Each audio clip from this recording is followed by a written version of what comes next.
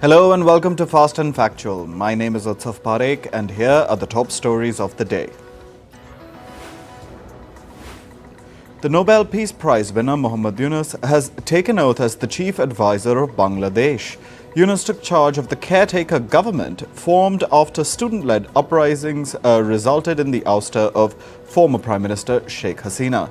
Yunus has vowed to crack down on the people who committed crimes during the recent protests and called for the end of violence in Bangladesh. Abdul-Malik al-Houthi, the leader of the Yemen-based Houthi rebels, has said that the group will coordinate with the Axis of Resistance members to attack Israel. The Axis of Resistance is an Iran-led group of anti-Israel forces that includes Hamas and Hezbollah. The Houthis say that they will respond to Israel's July 20th attack, where it targeted a fuel storage tank in Yemen's Houthi-controlled Hodeidah Harbour. The Israeli military has renewed orders for the evacuation of Khan Younis city in southern Gaza. It has asked Palestinians to leave the eastern districts of Khan Younis. Israel says that it will act forcefully against Hamas men who recently unleashed rockets from those areas. Khan Younis residents were seen leaving their homes and heading towards al-Mawasi. It's an area that's been designated a humanitarian zone.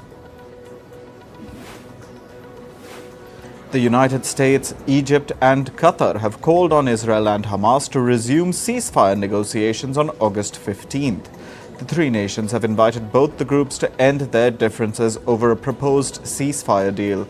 In a joint statement, the three mediators said that a framework agreement is on the table and just the implementation has to be decided. Israel has agreed to resume the Gaza ceasefire talks on August 15th. The U.S. Republican Party's presidential candidate, Donald Trump, has agreed to debate his Democratic Party rival, Kamala Harris. They will debate on September 10th. Trump has also proposed two additional debates, one on September 4th and another on September 25th. U.S. Vice President Kamala Harris has said that she is glad that Trump has finally agreed to a debate. Meanwhile, Trump launched a series of attacks on Harris. Trump questioned her competence and also mocked the size of the crowd at her election rallies. The Republican candidate criticized Harris for not giving interviews. The remarks were made during a press briefing at Trump's Mar-a-Lago residence in the U.S. state of Florida. Hundreds of demonstrators gathered in the city of Belfast in Northern Ireland to protest against racism and hate crimes. Riots broke out all over the UK last week after three young girls were killed in a knife attack in the city of Southport. False rumors circulating online and they said that the killer was a Muslim immigrant. Anti-Muslim and anti-immigrant riots have taken place in Belfast as well. 4 men have been arrested over the violence there. Britain's Prime Minister, Keir Starmer, has vowed to crack down on the people involved in the UK riots. He said that harsh sentences for violators would send a quote-unquote powerful message. He said that this would play a part in preventing the violence from spreading further. India's Supreme Court has granted bail to senior Aam Aadmi Party leader Manish Sisodia in the Delhi liquor scandal. He spent 17 months in jail amid a probe by India's Central Bureau of Investigation and the Enforcement Directorate.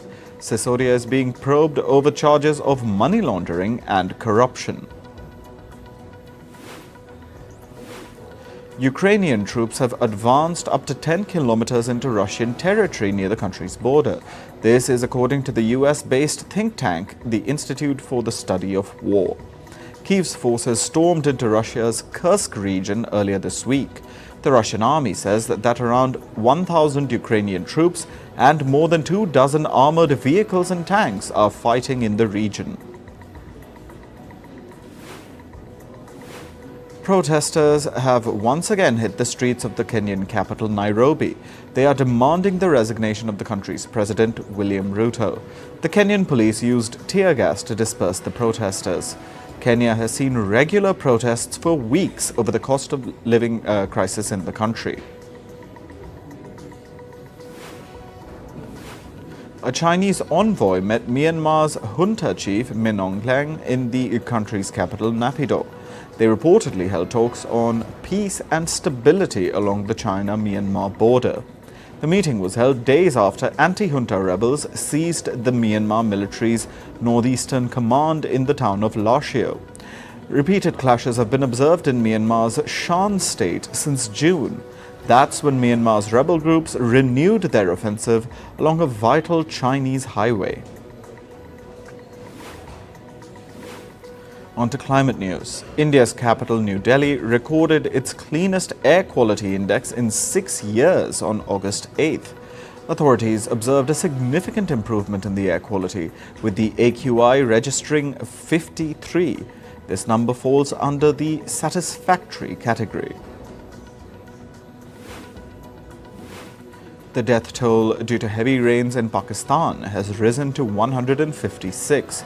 Most of the deaths have been reported from the Punjab and Khyber Pakhtunkhwa provinces. Over 1,800 homes have been damaged since the rains began on July 1st. At least one person was killed after a tornado hit Wilson County in the U.S. state of North Carolina. Several homes and a school were also severely damaged in Lucama town. Tropical storm Debbie made a second landfall in the northwest of Charleston. So heavy rains battered South and North Carolina. More than 100 homes have been damaged in Alaska's capital, Juneau, after a glacial dam to the north of the city burst on Tuesday. Local authorities opened a school as a shelter. Juneau officials say that no injuries have been reported. The Tabla Chaca River in northern Peru has been contaminated due to waste from a disused mine. The river has reportedly been contaminated by ferrous oxide. Tests are underway to find the extent of the heavy metal in the water. At least 2 people have died due to heat stroke in China. Several people have also fallen sick as temperatures soared to as high as 40 degrees Celsius across China's eastern seaboard. Extreme heat has been predicted in Shanghai and the Jiangsu province for the next 3 days. Meanwhile, Hangzhou city recorded a historical high temperature of 41.9 degrees Celsius on August 3rd. Eastern Bolivia is facing multiple forest fires. Currently, there are 8 active fires in the region. Firefighters say that a prolonged drought and a lack of rain have left the region dry. This has hindered their efforts to combat the flames. A new study says that climate change is leading to more wildfires in Brazil's Pantanal wetlands. Over 2,500 wildfires were spotted in the month of June alone. The study found that the fires were also 40% more intense than usual due to climate change. On to business and tech news. Donald Trump says that US presidents should have a say over decisions made by the Federal Reserve. The Republican presidential candidate's comments come after the recent stock market crash over fears of a US recession. Trump also expressed his frustration over the Federal Reserve's decision to retain interest rates. Trump said that he fought with the Federal Reserve very hard on some occasions while he was president. Meanwhile, a new US job report has calmed some fears over the economy. The report shows that a number of Americans filing for unemployment benefits declined in the first week of August. Requests for unemployment benefit claims declined by 17,000. It's the largest weekly drop in the last 11 months. This comes after the US jobs report for July showed a jump in the unemployment rate. It sparked fears that the country may fall into a recession. American entertainment company Paramount Global has announced plans to lay off about 15% of its staff. The job cuts will affect about 2,000 employees. This comes ahead of Paramount Global's plan to merge with Skydance Media. The layoffs were announced during Paramount's second quarter earnings call. The firm reported a massive loss of over $5.3 billion for the April to June quarter. Entertainment giant Disney has announced plans to invest about $5 billion in the UK and Europe. The firm will invest the funds over the next 5 years to produce movies and TV shows.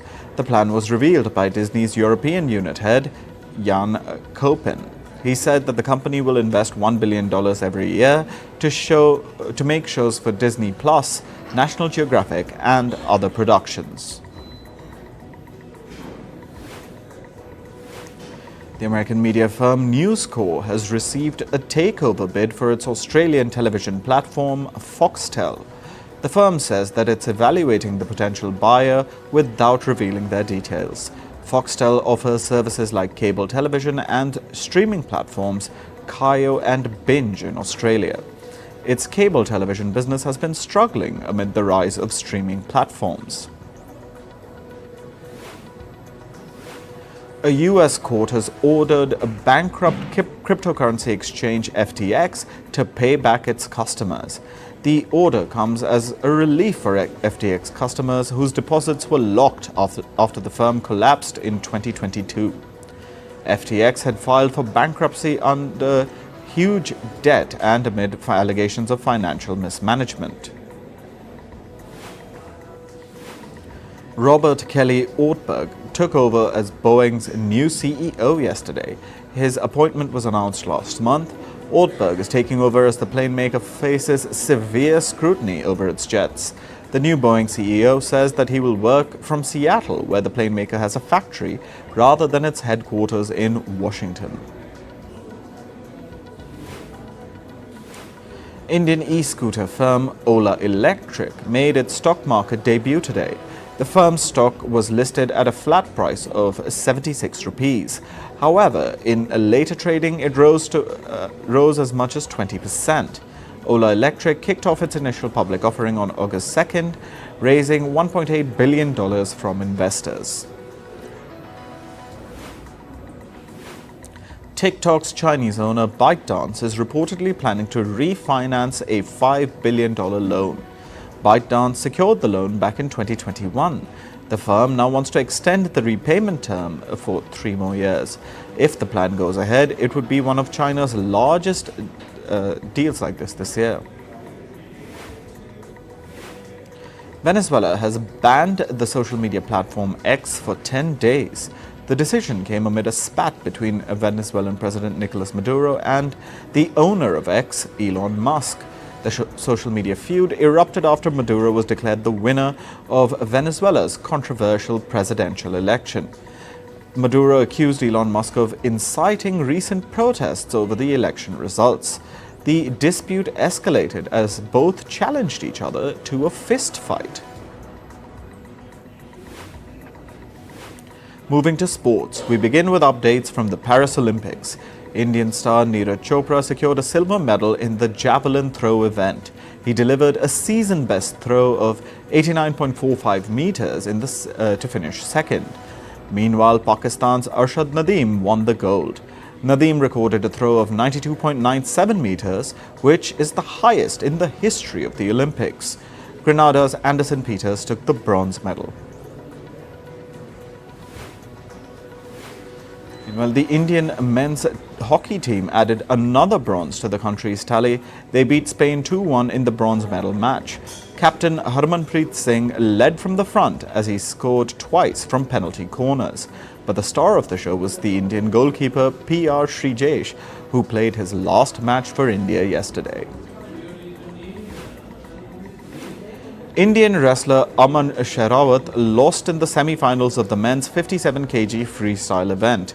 He was defeated by Japan's Rei Higuchi in a bout that lasted just 2 minutes and 14 seconds. Sherawat will now compete in the bronze medal bout against Puerto Rico's Darian Cruz later today.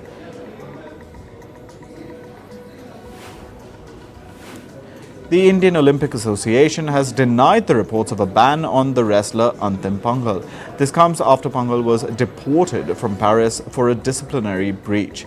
Panghal's sister was caught using her accreditation to enter the Paris Olympic Village.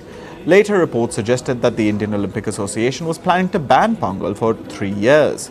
The IOA has denied the report, however, they said that they do not plan to punish the wrestler for the breach.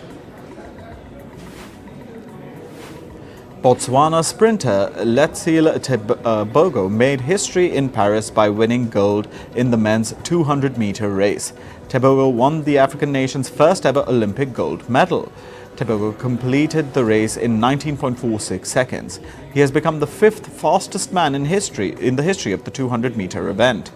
Tebogo outpaced Kenny Bednarek and Noah Lyles of the US. Meanwhile, the event took a dramatic turn after the 200-meter race. Bronze medal winner Noah Lyles from the US was helped off the track in a wheelchair.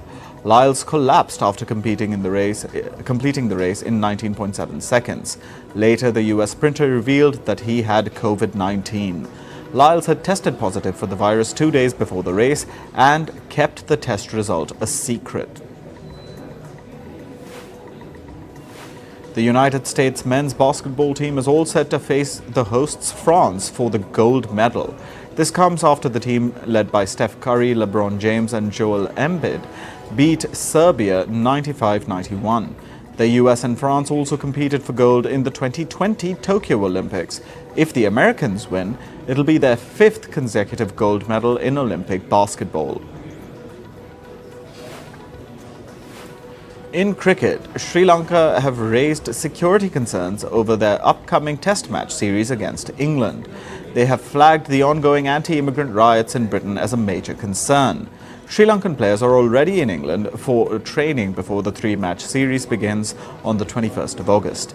The players have asked Sri Lanka's cricket board for better security arrangements. In the world of football, Portugal defender Pepe has announced his retirement from international matches. The 41-year-old player was the oldest to appear at the European Championship finals this summer. His last match was against France, which Portugal lost in a penalty shootout. Pepe helped Portugal win the Euros in 2016. He also won 3 Champions Leagues and 3 La Liga titles with Real Madrid. In tennis, world number 1 Jannik Sinner started his Montreal Masters campaign with a win. He defeated Croatia's Borna Coric 6-2, 6-4 yesterday. Italy's Sinner skipped the Paris Olympics due to tonsillitis. In entertainment news, according to reports, singers Billie Eilish, Snoop Dogg and the Red Hot Chili Peppers are all set to perform at the Summer Olympics closing ceremony in Paris. All 3 artists will reportedly be seen in a mix of pre-taped and live performances. American rapper Young Miami has revealed that she has been a victim of domestic violence. However, the singer clarified that she did not experience any abuse with Sean Diddy Combs. The two parted ways amicably last November after Diddy's barrage of legal issues came to light. After the cancellation of Taylor Swift's concert in Vienna, her fans gathered on the streets and sang her songs. This comes after the organizers of the event cancelled her 3 concerts over a terror attack threat. Swift was scheduled to perform at the Ernst Happel Stadium on August 8th, 9th and 10th. American actor Blake Lively, who's a close friend of the musician Taylor Swift, has reacted to the terror attack threat at her Vienna concert. The actor said it was terrifying for her to know about the plot. Lively is often spotted spending time with the American singer, Last month, Taylor Swift hinted that she is the godmother to Lively and her husband, actor Ryan Reynolds' children. According to report, there's a rift between It Ends With Us stars Blake Lively and Justin Baldoni.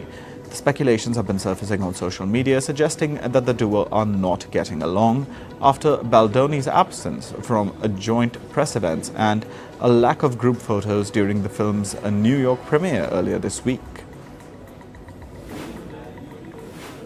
Channing Tatum says he's hoping that Marvel gives a standalone film to his character Gambit.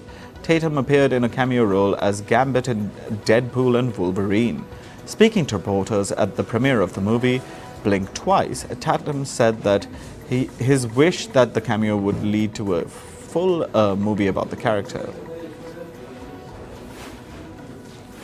Cate Blanchett says that she and her fellow cast members of the Lord of the Rings films were not paid much.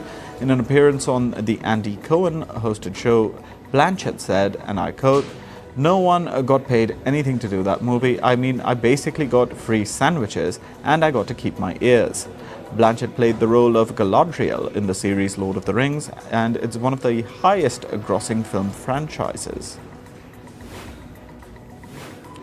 American actor Jenna Ortega expressed her thoughts about the intersection of Hollywood and politics. She said, and I quote, "Everyone wants to be politically correct, but I feel that in doing that, we lose a lot of our humanity and integrity because it lacks honesty." The remarks came after her Scream co-star Melissa Barrera was fired due to social media posts about Israel and Palestine last year. The first look of the wrestling biopic Unstoppable is out. The film is based on the life of the wrestler Anthony Robles. It stars actors Jennifer Lopez and Cheryl Jerome. It's produced by Ben Affleck. The film will be premiered at the Toronto International Film Festival in September. The Game of Thrones spin-off, A Knight of the Seven Kingdoms, has added 7 new members to its cast. The HBO series has roped in actors like Edward Ashley and Henry Ashton, among others. The series is set to air next year. It is set 100 years before the main Game of Thrones story and 100 years after the prequel, House of the Dragon. That's all for this episode of Fast and Factual. Thank you for watching and stay tuned to